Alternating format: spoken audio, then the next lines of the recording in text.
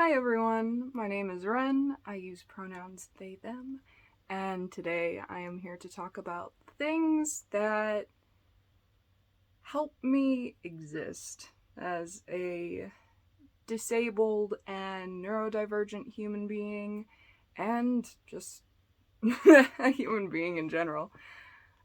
So, I use a lot of fidget toys. I like These things are phenomenal. I fidget with my rings very often. Even with these, it's nice to hear the jingling of these plastic chains when I am out and about. It's very helpful to help ground me. I use meditation.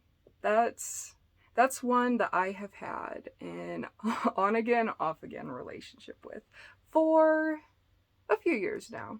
Probably around 2020 during lockdown is when I actually learned about meditation, started utilizing it, and I do try. I think the longest streak of days that I have meditated is probably just a week.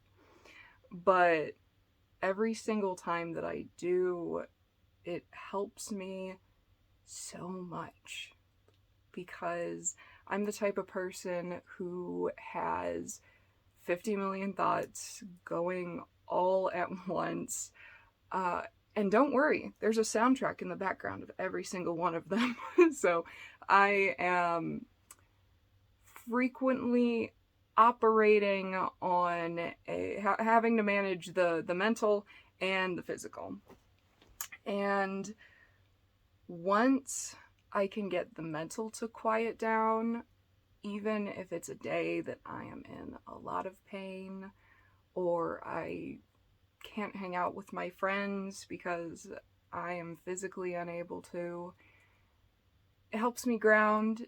It helps me realize how much I do have to be grateful for. That helps me every day. For example, I have recently, for the first time in my life, gotten into organizing all of my objects and stuff. And I'm an ex-hoarder myself, so it feels very liberating, and I'm very proud of myself to say that I have whittled down the amount of objects I have to such a manageable amount that I can categorize and organize them. So, and I'm sure you fellow neurodivergent folk who struggle with organization can relate when you're trying to find something, and anyone who is in chronic pain too, when you're trying to find something and it's just not where you left it, not exactly where, and looking for things when you need them is so difficult on the mental level because scanning clutter visually, it's I Spy on hard mode or nightmare mode, depending. All of us have different levels of stuff, and I have definitely uh, been in both kind of situations from my hoarding. And then the physical of I only have X amount of spoons per day.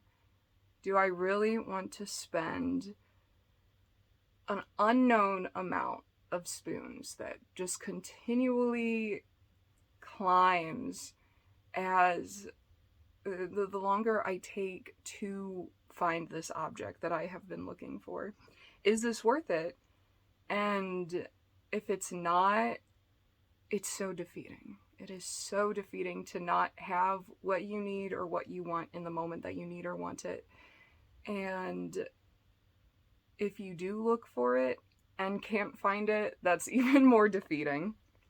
Or if you give up, then it's easier to blame yourself for, at least it's been easier to blame myself. I can only speak from my experiences, and I am not trying to project or speak over anyone else's. Just wanted to clarify that. But it is so easy to blame yourself for not being able to have your life together when you need it to be, or when you even just want it to be. If say you're a crafter, I paint, I crochet, I do a lot of crafts. It is so hard to be working on a project, to actually expend the energy it takes to work on a project, and then at a critical moment not have something that you need to complete it, advance it, etc. And it's frustrating. So organizing helps a lot. Honestly, meditation is basically organizing just on the brain level. Yeah. And being able to pick out what you want when you want, whether it's physically or in your brain, I suppose, is so nice. Like, I am able to see how valuable it is in my day because I have so many experiences of when I was not organized mentally, physically, in any way, shape, or form, really. And I don't know, I never thought that life could be so good until I organized my stuff. Done a lot of therapy to help me realize why I needed and wanted so many objects around me. And for me, it was like a protective barrier of stuff. And I'm not gonna get deeper into that because that's a whole thing. But other things that help, I have been remarkably fortunate in having friends who are patient enough with me to accept when I have to cancel things because mentally I'm too anxious, I can't do it, I'm too disorganized, I'm physically in too much pain to have fun, to not be snippy. And I am so grateful with how gracious the people in my life are. I have not always had people who were so gracious. I have had people who actively trained me and molded me into the person they wanted me to be. And when I realized that I could no longer function in that mold that they set for me, I had to get out. And leaving behind people that were so manipulative and awful in so many ways, even if they do nice things for you, because I know the people who have been the worst to me still have done things for me that I needed at the moment and that I to this day appreciate, but that doesn't make how they treated me the rest of the time acceptable. And especially now that I have years of distance between the me that was around them and the me now, I can see just how large of a negative impact that they had on my everyday.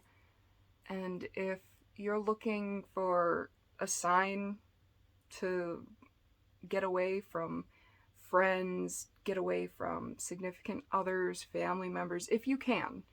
This is also, I was privileged enough to not be in a situation where I was financially dependent upon these friends and a significant other or two. And, but if you're looking for a sign, this is it. If you can. I understand that life is far more nuanced and complex than just a couple of sentences can even begin to explain or bring light to.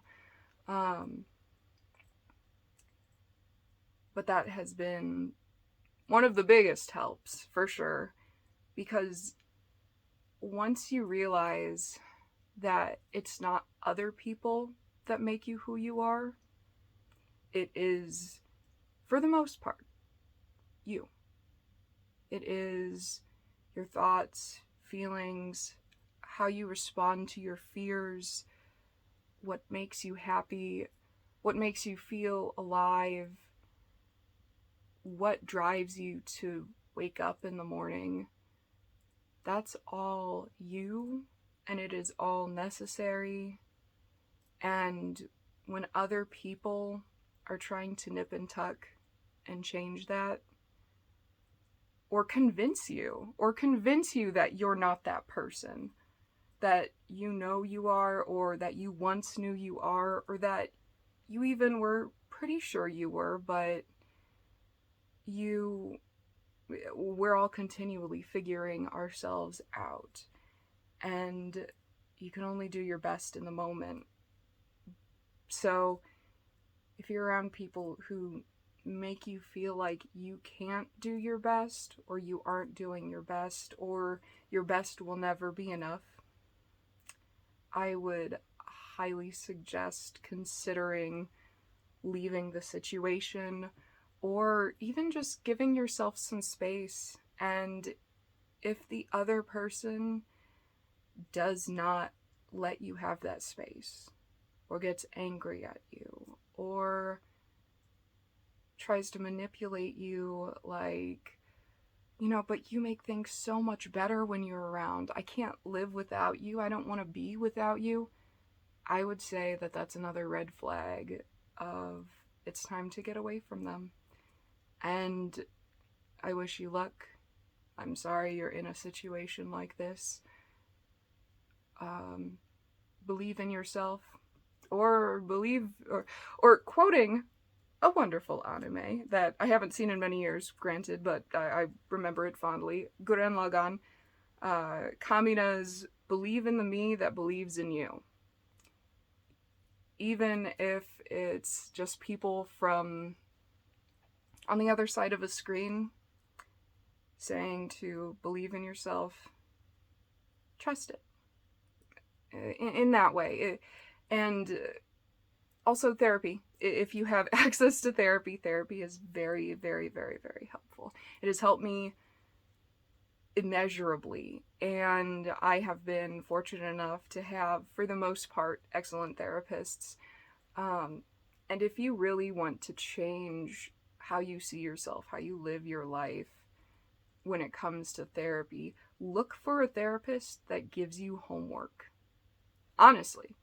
Because if you just have a therapist, I've had a therapist like this once, that you say something tragic or even just disappointing that's happened to you, and they coo and they fawn over you, and they're like, "Oh, that must have been so hard." That's not the right therapist for you.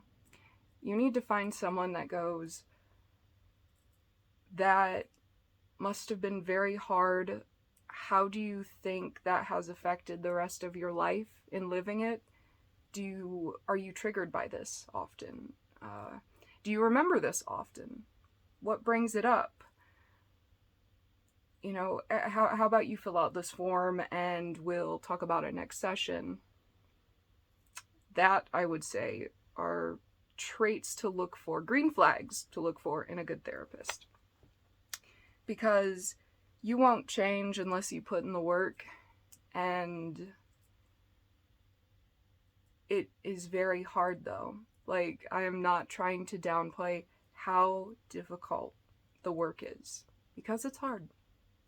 It is so difficult for sometimes a very long time while you are going through everything and having to figure out how you define yourself and the life you've lived, and the parental figures who raised you, the media that raised you,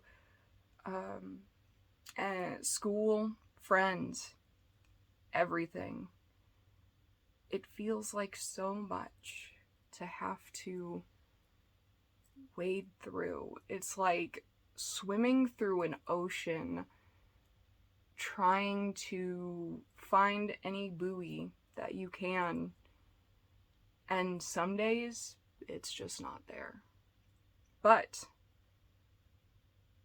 I have found that you can still take a moment to yourself, maybe do some meditation, do an activity you enjoy, and if you're in a place where nothing brings you joy,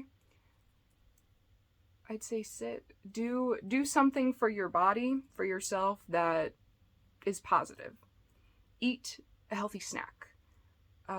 Drink water, brush your teeth, brush your hair, wash your face, take a shower. And even if those give you no joy and they are so hard to complete, you can still rest assured that you did something wonderful for yourself. And it does pay off the more you invest in yourself. And investing in myself has helped me a lot. And don't get me wrong, I still have days where it is hard to do anything. I don't shower for a week. I don't brush my hair. It gets all tangled. I don't brush my teeth. And what I find going forward from those days is today was hard. I did what I could. Tomorrow, I hope it is better, and I will do what I can tomorrow. And be kind to yourself. That's been the hardest thing for me, by far. And it's one of the most restorative and nurturing things you can do for yourself, of just acknowledging, like, today's hard. And I physically or mentally cannot do things that I need to do, that I'm supposed to do. But I am doing my best, and in that, I find, like, actually trying to do things for myself has helped. Or even if it's just sending a note to a friend that's like, hey, I'm thinking about you, I love you, how has your day been? Or find a meme and be like, hey, this reminded me of that one time. Connecting with others, connecting with yourself, and telling yourself that what you're doing is good and you are trying. And it is not for lack of trying that things are still so hard, because life is hard. But the more of these things that I have done for myself, the more beautiful and wonderful life has become. And I have noticed things changing, setting boundaries with other people. That's been a very hard thing for me my whole life. But now I have done it, and start small. Be like, oh, hey, the smell of that scented candle, it's a little too much for me. Could we extinguish it? Because that's a boundary.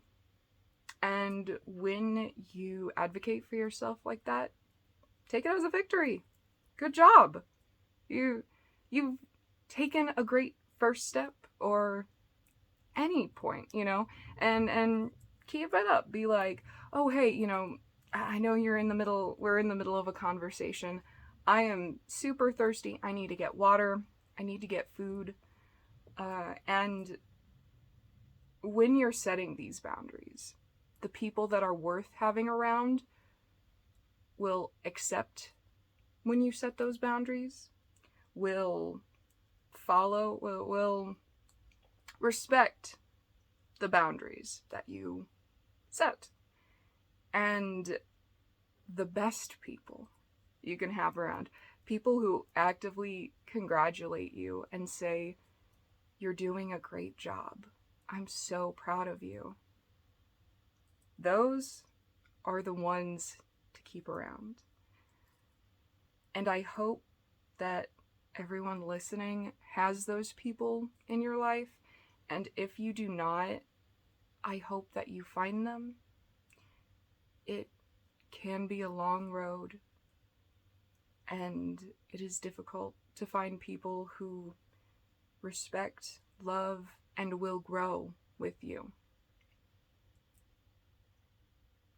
And here's to hoping that you find them, you have them, and the more boundaries you set with people, I've noticed that I'm not as angry at people because they either treat me the way that I expect to be treated at this point. Like, you need to respect my boundary.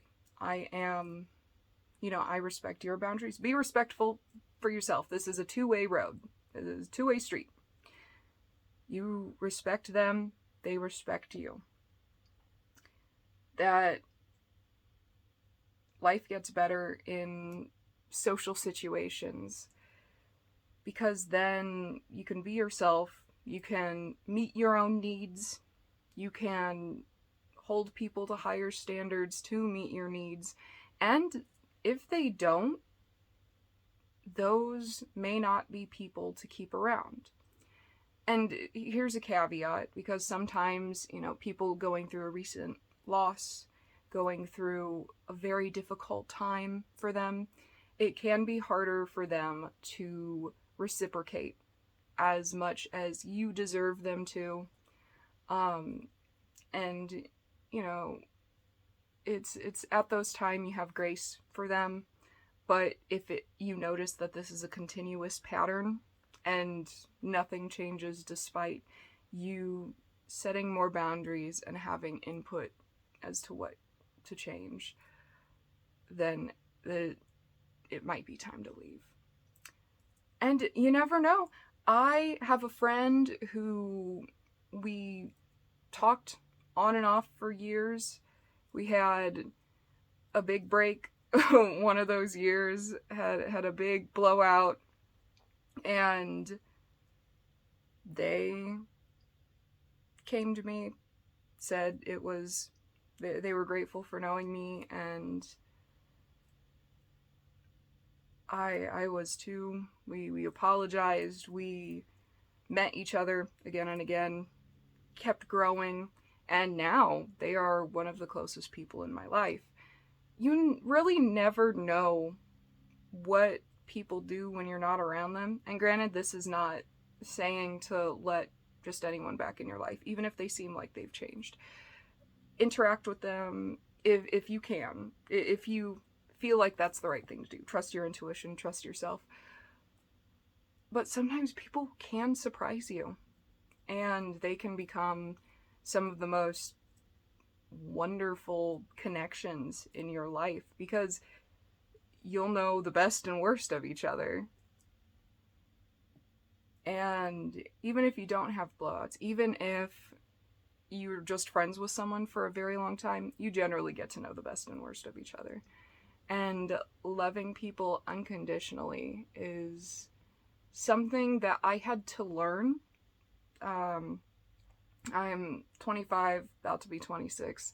This is something I learned very recently, how to love unconditionally, because for so much of my life and so many of my relationships, love was not unconditional. It was, if I act this way, I get love. If I don't act this way, I will be emotionally manipulated, I will be gaslit, I will not get my needs met, emotional or otherwise. But because of these wonderful people I have been fortunate enough to keep and reintroduce and have into my life, I have learned what unconditional love is. And feeling safe with people, especially if you're someone who has not had the privilege to experience that much in life, it's terrifying at first, and it continues to be terrifying on and off, because there's this primal part of your mind, this ingrained part that's like, when is the other shoe going to drop? And because it never does, it can be very anxiety inducing. And it can be so scary at times. But what I have found that helps me the most in those moments when I am the most scared of something happening to the relationship, I enjoy the moment. I take note of everything that's going on. I take note of what I am grateful for. I take note of how I feel around this person, how good the moment is. Because, you know, things change, people change. Even though it's it's a difficult thing to deal with in life, everything changes. And sometimes, in my opinion, a lot of times it can be for the better. Sometimes it's not, and even things that are for the better can be hard. Like it can all be very hard, but if you choose to see the beauty in it, if you are able to choose to see the beauty in it, I know a lot of times in my life, especially when my mind is just screeching at me and my body is a bastion of pain, I have to actively choose what is beautiful about that moment, what I can enjoy in the moment. And if there is nothing I can enjoy in the moment, I can look back on other times when I have found things that I have enjoyed. And those, I have found, are great times to reminisce on wonderful times. And if you're thinking about a particular person, you know, that might be a good time to send them a message, reach out, be like, hey, you know, we haven't talked in a week, but I'm thinking of you. Was thinking about that time we went to Cedar Point, let's say. I had so much fun with you. Thank you for making such a beautiful memory with me. It's, and you can mention this depending on your relationship. You can be like, it's helping me get through my day today. And I want you to know that your kindness has a lasting impact on me. And I mean, if I heard someone say that, and I have heard people say that, something similar like that to me before, it's wonderful. It is so validating of, I am acting like the person that I want to be. I am becoming the person that I want to be, and that growing up that I needed. I am becoming that person. And I highly suggest 10 out of 10. And then as far as anything else that helps me, I find, so for example, my hands hurt. I crochet, but my hands hurt. I recently got these compression copper gloves. Oh my gosh, y'all. They help. They definitely, it is incredible how much they help. The rest of my arm still hurts when I do it. But, you know, like, baby steps. Baby steps, a step at a time. Take every small victory and rejoice in it, because life is a lot of small victories and some really big ones. And the more small ones you have, they can lead to the bigger ones. At least I found in my experience. And search for things specifically that will help you. You look and organize, look for bins, and try to look for colorful bins. Look for bins in colors that you love. Look for, bookshelves that you like that will help you organize your books, CDs, yarn, etc. What else helps me? Having a very nice water bottle that keeps my water nice and cold. That helps me drink a lot more, and my water bottle's pretty substantial in size, and that helps. Shoes. Oh my gosh. Shoes that are supportive helps. Things that can help you with physical therapy helps. Fidget toys if you are neurodivergent or just have hands that need to do something while you're listening to people and doing other stuff, or if you're anxious and going somewhere, that nervous energy can be transmuted into playing with a fidget toy. And look up on Amazon or even Etsy. Etsy has some banger fidget toys. And whatever, like, scan your day. Look at, oh, this thing is hard. What am I able to do at the moment to make it better? Or even like goals, like I'm saving up for lumbar pillows. Lumbar pillows, huge help to the day. Oh my gosh, huge help. And stuff like that. It, and it can be a goal. Like, okay, every month I'll put away like a couple dollars towards these lumbar pillows, or towards these compression sleeves that help my arms and hands. And you can do this. Life is hard, but it can be so rewarding, and it will be. And granted, like, life will still be hard, and I don't want to come off as toxically positive, because that helps no one. It's remarkably detrimental to be like, oh no, everything will be sunshine and rainbows if you just see it like it is. No, and you need to acknowledge, I have found that acknowledging both the good and the bad in life helps me get a more well-rounded view of everything, and it has helped me function. It helps me remember the good times and rejoice in what is good, and it helps me learn from and get through the bad, because sometimes it is just a slog that is trucking through, and every single bit of good that is around you that you can grip onto with a white knuckles, sometimes that's what I've needed to do. And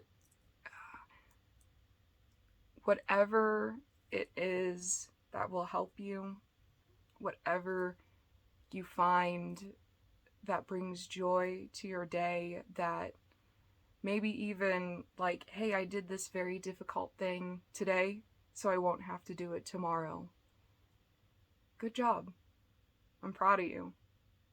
Keep at it, and here's to hoping for every single one of us that we can build a world that makes life easier, or even just manageable for all of us.